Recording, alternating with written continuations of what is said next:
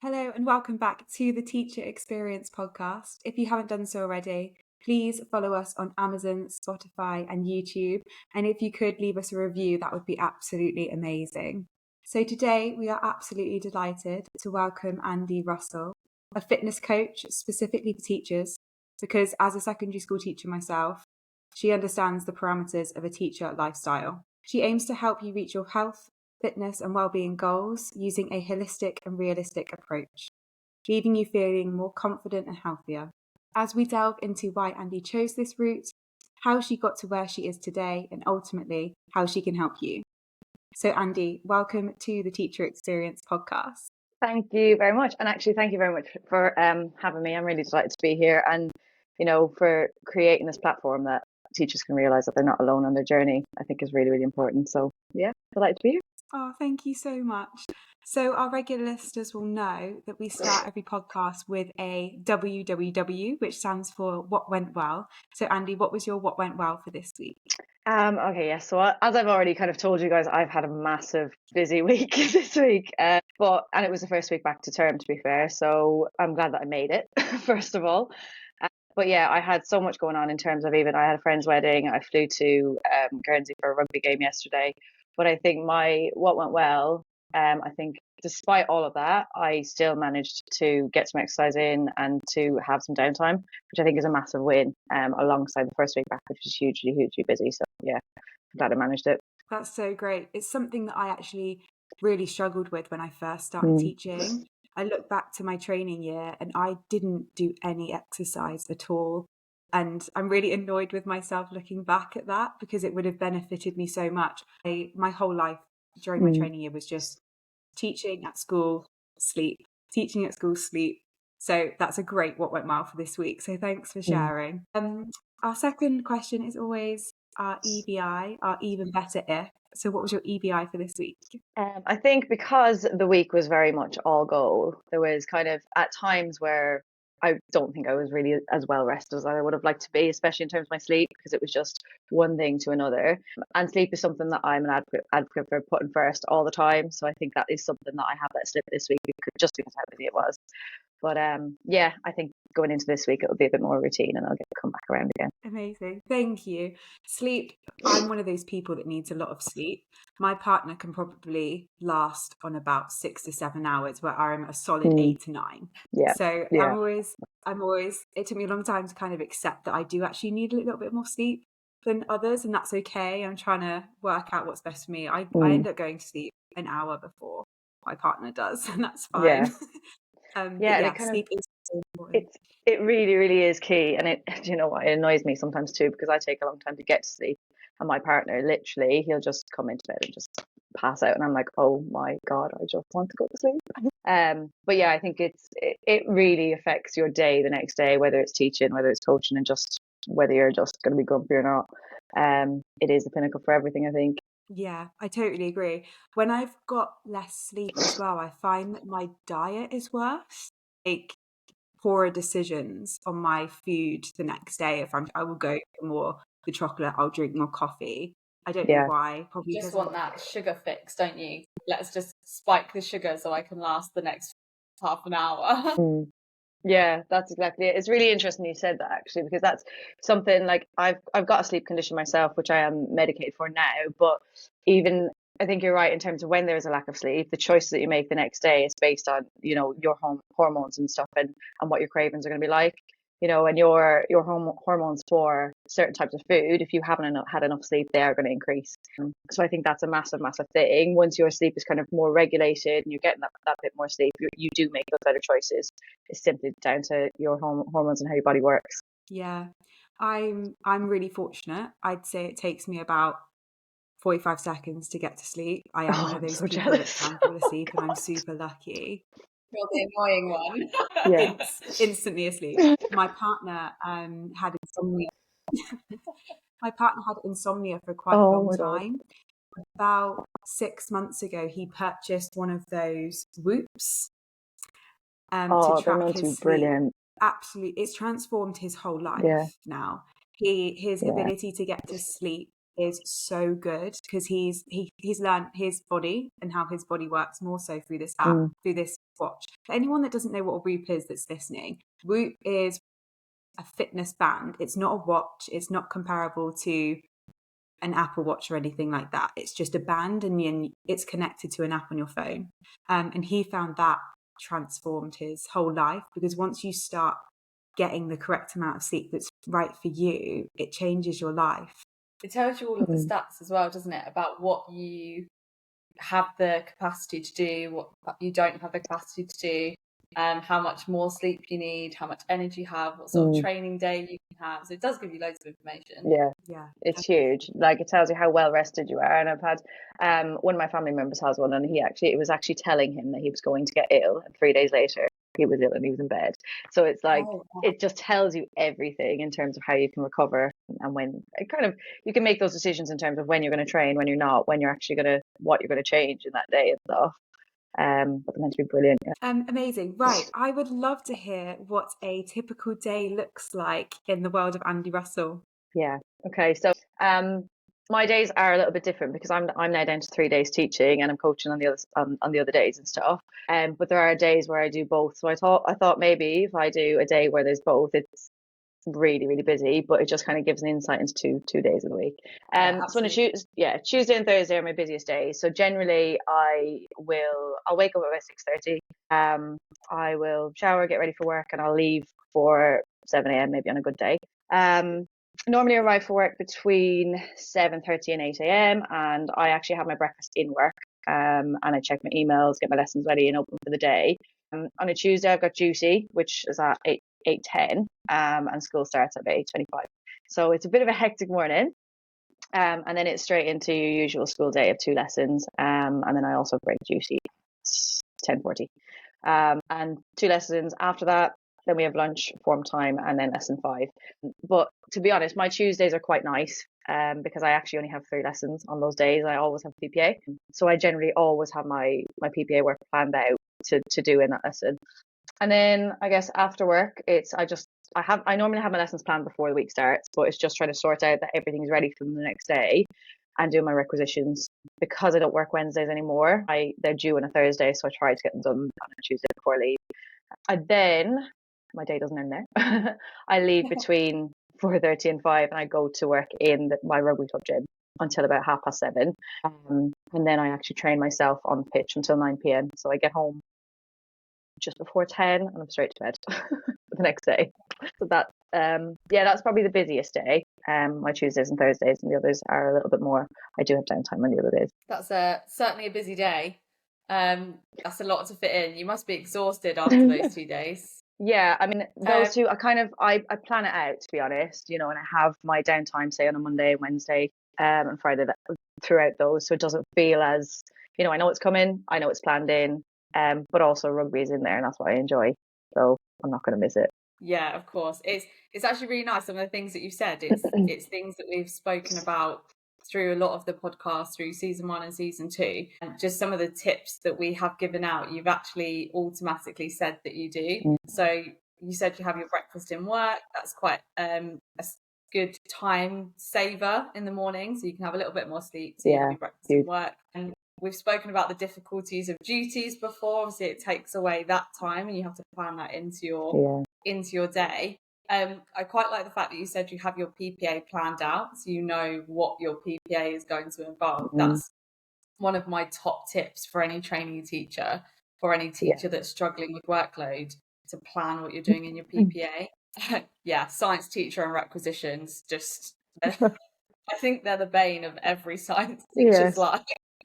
Absolutely. I hate it though when I get the email saying you can't have that because we're too busy, or I haven't got that piece of equipment, and I'm like, I planned it all. So and difficult. Then you have to do it again. Drives me insane, but oh well. Did you say you then go and coach about 5 till 7 on a Tuesday and a Thursday? So until I'm there from about 5:30 till about 7:30 in the rugby club gym when the players come in before training. And some of the youth come in as well, actually. So it's just helping them out in terms of different exercises, making sure the form's correct and stuff like that. And they generally have programs to follow, or I will give them things to follow and stuff like that. So do that on 2 days a week, and then I'm into training myself. It's really good. Of course. That's but the important thing is you do get your training in, and like you said, it's the bit that you find Yeah. is your enjoyment. So you still make sure that you get your bit. But yeah, getting to Mm. bed that late is tough and requires like that stringent routine. But thank you very much for sharing that. So next we would like to sort of have a very brief overview, just so our listeners know sort of your story, so sort of what your story was from university through to teaching to sort of where you are now. Yeah. So when I actually look back at this, I realize how much I've actually done. But yeah, it was I qualified in 2013. I actually studied PE and biology teaching in Dublin. And I moved over to the UK. My original plan was to stay here for a year. It's now 2024. But I 11 years. I actually only stayed for 2 years to start, but I met my husband in that year. And I went back to Ireland and traveled, and then I went to travel Australia for a while and came back in April 2016. So I was gone less than a year. And then I actually came back to the same school. I think it's kind of coming back to what I knew when I was over here was the confident factor, I suppose. When I left that same school in December again, I'd realised why I had kind of left. It wasn't for me at the time, and we had moved as well. I then actually joined a new school, and I became head of year there for a number of years, which I absolutely loved.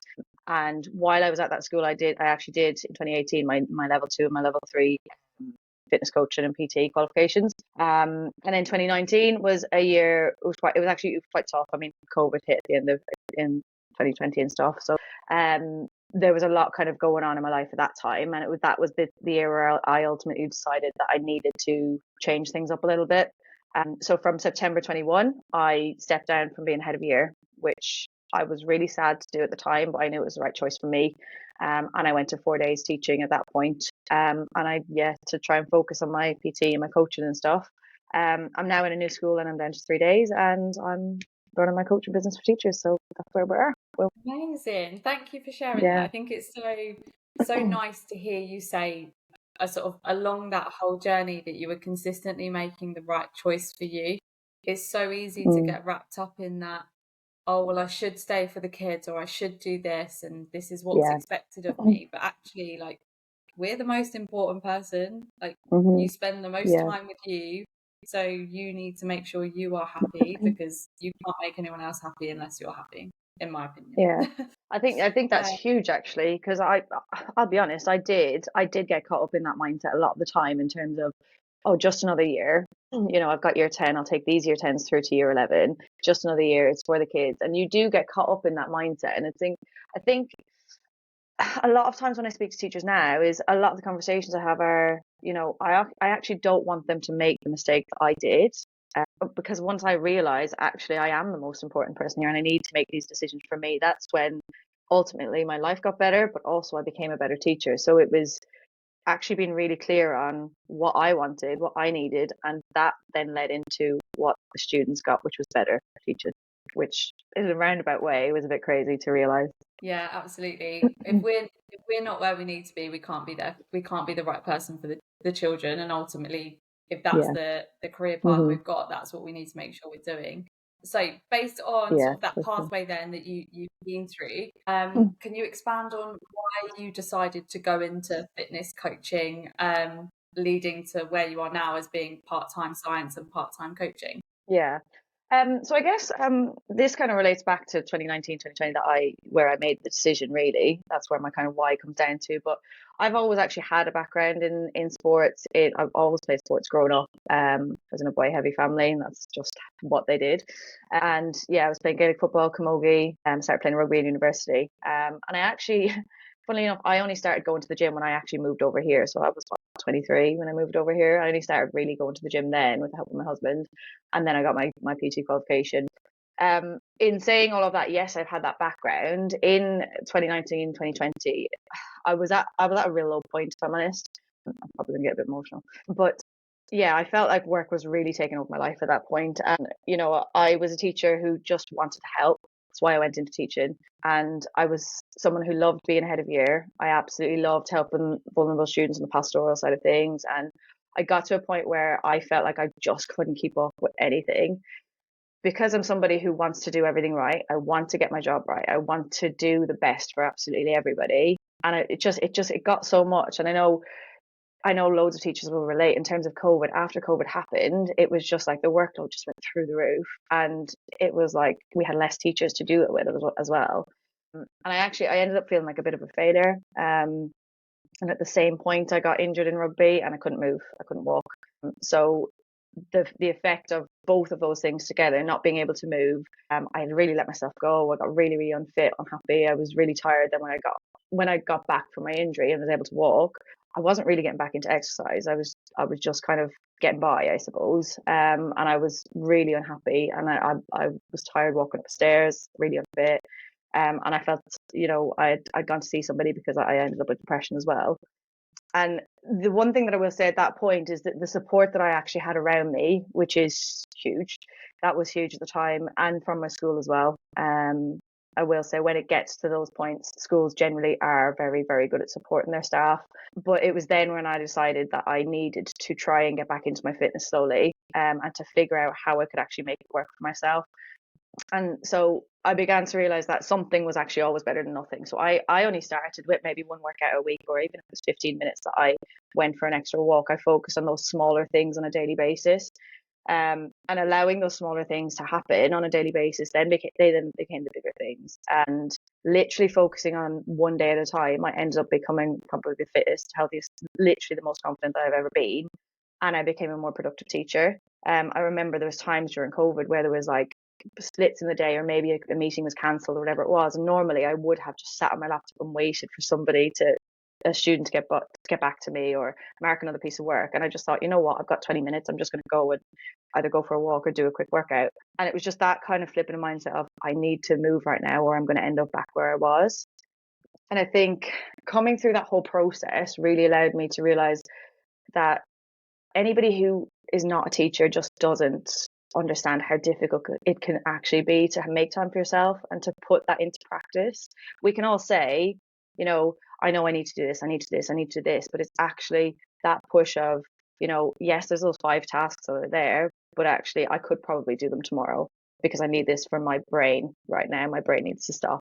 And, it's really difficult to try and put yourself first and to do those things without feeling guilty. And, I realized there were so many people around me who were struggling like I was. And I just wanted to help them realize that it is possible to do it. And it doesn't matter where you start. It doesn't matter if it's a 3-minute walk. It doesn't matter if your starting point is literally putting on your trainers, walking out the door and then coming back in. Those small steps are going to get you somewhere. That's, further on from where you are now. And I think, yeah, just being through that whole process, it was the best thing that I could have done for me, for my health, for realizing where I wanted to go, and just realizing how many people around me were struggling, and just wanting to help them realize you can do it. And I think, yeah, that's just wanting teachers to realize there's more to them as a person, and what they can achieve and what they can do for the students because of how they look after themselves. I think that's the reason why I do it, and it's probably a bit more intrinsic than people really thought, and I guess that's why that's my why for my business. I guess. Sorry, that was really long. Yeah, absolutely. I think no, don't apologise. No, it was really well. Firstly, thank you for being so open and honest. I think we need these conversations to be happening and people to be honest about the journey that teachers sometimes go on, and that it's not easy and people are struggling, but there is also a way out and there is help, and it's not something to be ashamed of. It's not something to be concerned about speaking up about. It's something to go, right, I've noticed this, or I've been told by a friend or a colleague that they're noticing some bad habits or negative impacts that I'm exhibiting. So accepting the support and reaching out for professional help. So thank you for being really honest. I think Ms. Dimon and I can genuinely relate for a lot of the things you've said, because we're both from a sports background as well. We both did sport and exercise science at university.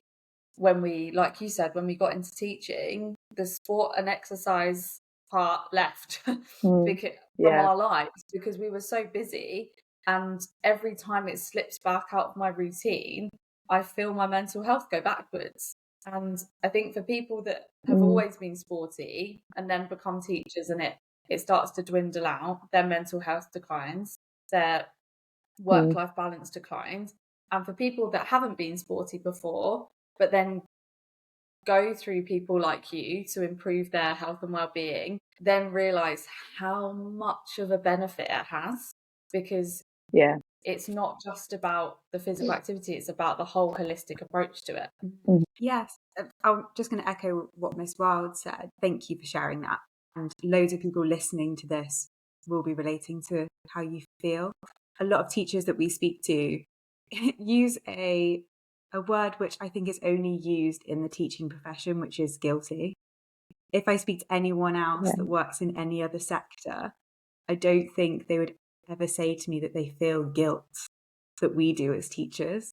And I've always tried to explore why I guess we have this. And I think it is because, despite what society thinks, our job is so important. We aren't just educators. We are also there as emotional health supporters for the kids, mental health supporters for the kids. For some pupils, we're the only consistency that they have in their life because they haven't got the consistency at home. Like, our job is so important. And I think that's where the guilt aspect comes from. And the way we are trained, I guess, in the UK is that I believe that we are trained to do everything for the kids possible.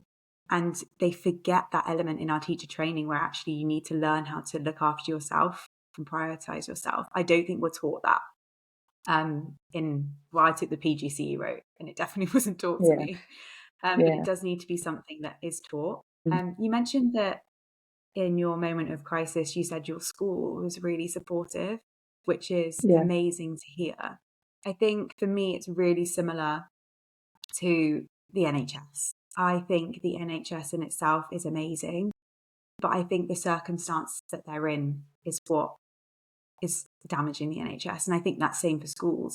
In moments of crisis, typically if people turn to their head teacher or members of staff and say, I need help, they'll be amazing. But what schools can't change is how many hours teachers have to teach a week, or the extra stuff we have to do. Actually, individual schools in isolation don't have control over that.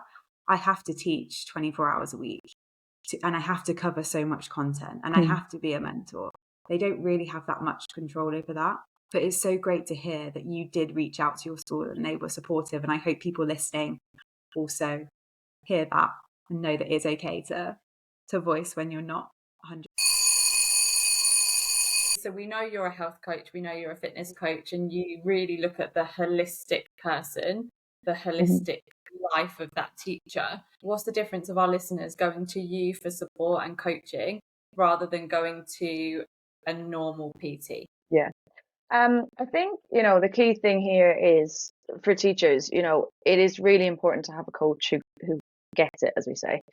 It's not to say that, a coach who hasn't been a teacher can't coach somebody who is a teacher. I had a coach like that myself. It's not to say that they can't do that, but unless you're a teacher, you don't really understand, and that's okay. I think every coach has their strengths and things that they would, let's say, even if it's somebody that works with shift workers, that has been a shift worker, they're going to be able to, my husband's a shift worker, and I've said to him, I'm not going to be very good at helping you. We work, very good as in a partnership in terms of our food and our exercise and stuff like that. But I can't sort out his sleep because I haven't experienced it. And I think it is that case of, somebody who actually gets it. And I think for me as well, it's not really about the, go hard or go home approach. It's looking at having fitness as part of your life rather than having it take over your life, because your schedule is going to be so busy. And when a client says to me, I've got parents' evening, I've got this, I've got mock time, and it's all coming at once, there is absolutely an understanding there of, right, okay, well, this is what's happening. This is what we had in your program or whatever it was. How can we actually change that to suit where your life is at now? Like, what are we trying to achieve, let's say, in these 2-3 weeks that are going to be absolutely manic? What is your minimum that we can get through that keeps you kind of ticking over, rather than saying, nope, you have to get it done because it's there and that's what we said. So I think it's keeping it, realistic and sustainable for what works for you and the goals that are set for you. But, I think as well, as much as, yes, I have the empathetic approach, I understand it absolutely. I think I'm also in a better position to hold teachers to account, because, sometimes I'll be honest with myself, we can be our own worst enemy when it comes to our health and fitness. Yes. We will easily come in from a long day of work, have said, yeah, I'm going to the gym, I'm doing this, I'm doing this, I'm doing this, and you're just like, oh, I'm exhausted, I'm just going to sit down. And the moment you sit down, that's it. It's over. You're not going to get back up. And I think it's just having that. Sometimes as teachers we can waste time. Sometimes those excuses can start to creep back in when they shouldn't. There are times where there is valid reasons, such as a parent's even, that you don't get home till 8 p.m. or 9 p.m. or whatever it is. But sometimes there are excuses that will start to creep in and they don't need to. So it's having that balance between, yes, I understand it, I can be empathetic, I can plan around your time, we can look at what's best for you, but we also have, I think there's also an element of, yes, we also need to take responsibility, and look at what we can do. And if that is something that you can do and you're making an excuse for it, it's much easier for me to hold to account, I guess. I think that's a huge thing, just being able to hold teachers to account, because we all do it. If someone says, oh, but you could have done this, but they're not a teacher, we instantly go, actually, if you've got a teacher telling you, no, you can do this, and this is how we're going to do it in that supportive manner. I know if either of you said to me, no, you can fit it in, you could do it here, here, or here, I'm going to respect your opinion a lot more than if my fiance said it. Yeah, I completely agree with that. I think you're in a very fortunate position there to be able to work with teachers because you do understand it. Okay, so next thing then. So we know, obviously, that improving health and well-being is a lifestyle choice, and it's a long-term change, and it's a commitment. But how does someone that wants to do that long-term change their lifestyle, improve their health and well-being, how do they start that journey with you? Okay. So this really is completely individual to the teacher, the client, and their current lifestyle. So, there will be teachers that come to me that have been in a gym before, that kind of know how to do most exercises and so on, and that maybe will have, the nutrition might not be an issue and so on. And then there will be teachers that come to me that are just like, I have no idea what I'm doing. So it really is looking at where they're at that time and what they actually want to achieve, specific goals, and really kind of do like a deep dive into their real why of what's happening and why they've actually reached out for support. And then it's kind of reverse engineering the actions that are needed to get there, and possibly having a timeline of, this is the goal you're going to achieve by then, this is the goal you're going to achieve by then, and thinking about realistic things that you can put in place for each of those. So yeah, it's kind of looking at tweaks and changes to the clients and teachers' lifestyle at that point, rather than just overhauling everything at once, and just seeing where we can possibly increase some movement or look at slight changes that we could make to nutrition that are not going to take all the joy out of your life and so on. So looking at where you're currently at and then reverse engineering that for what you want to achieve. Fantastic. Thank you for sharing that. Hopefully our listeners are finding it interesting and helpful to hear sort of how they can start this journey, because I mean, the majority of teachers I talk to want to improve their health and well-being and want to get more active, but just don't know sort of where to start with it. I think I literally collapsed when I walked through the door. I remember my first year teaching, I didn't gym at all, did I? No. I literally got in after loads of planning, because obviously when you're first year teacher, you have to plan so much because you don't know the content, especially for science where you are teaching 3 subjects. I'd spend loads of time planning. I'd get in at 6, and then the sofa's there and Netflix is there, and it's so much easier just to collapse and then some quick dinner, maybe like some beans on toast, because you can't bother to stand up any longer because you've been on your feet all day. It's too easy to do that. So that's great to hear how you tailor it to everyone in their specific lifestyle. And you can challenge people. I love that. Yeah. I know something for me is I can't go home. I can't go home because I won't go back out to the gym. So I make sure that I go to the gym on the way home from work, because otherwise I'll get in and I'm like, oh, nope, Yeah. I'm going to go to bed Yeah. now. So yeah, I think you're tailoring that around each individual and how that fits in with work, how that fits in with childcare, how that fits in with what's important for them is really, really, really good. Okay, so we know the educational system is obviously currently under a lot of pressure, which subsequently means that teachers have a lot more work than is manageable alongside a healthy, active lifestyle and maintaining their well-being. However, obviously for teachers to be the best version of themselves for the children, like we said earlier, they need to be healthy. So what are the most common mistakes you often see from teachers trying to change their lifestyle while still being effective in the classroom? Yeah, so this is a really interesting one because I've made all of the mistakes myself. Yeah. Yeah, every single one of them. I think the first thing is when we say, like you said, in your first year of teaching, exercise just went out the window. That point where I got injured and I stopped working out, just I was doing nothing. But a lot of times it will be maybe start of term, start of year. Okay, I'm going to train 5 days this week. I look at that and I'm like, no, you're not. It's not realistic based on what you're currently doing. So it's kind of like, well, why don't you just try and be consistent with one day? And once that's consistent, then let's add in another day, even if it's just 30 minutes. So it's just trying to be realistic of what you're going to plan in. And I think it's really important to, when you're actually planning that in, to have some goals set. So lots of teachers will just say, I'm just going to start out just to be fit and healthy. And it's like, well, but why? What benefit is that to your life right now? What are you actually going to achieve by the end of it? Is it that, so yeah, it's just important to set those goals based on what you actually want to achieve, and what your life is going to look like. So, I'll speak to lots of teachers who sometimes just want to be able to run around the garden with the children, and that's huge. So that's a more intrinsic goal. Some teachers will want to reach a certain weight on a lift. Some teachers might want to lose weight. Some teachers might want to gain weight for specific reasons. So it's really getting clear on your why and in terms of the destination and where you want to get to. I think within school, it's one of the biggest things is not setting boundaries and not setting a clear plan for the week. So we plan our lessons because that's our job.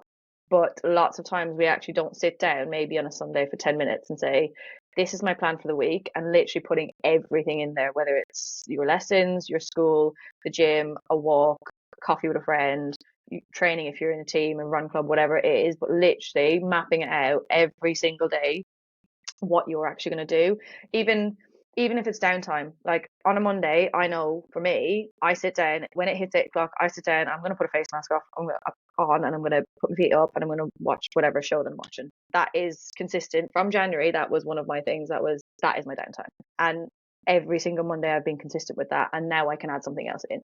So it's really planning in all of the time for you, all of your training, making that it doesn't actually take that long. It takes about 10 minutes just to jot in, this is my exact plan for the week and these are the times that I have.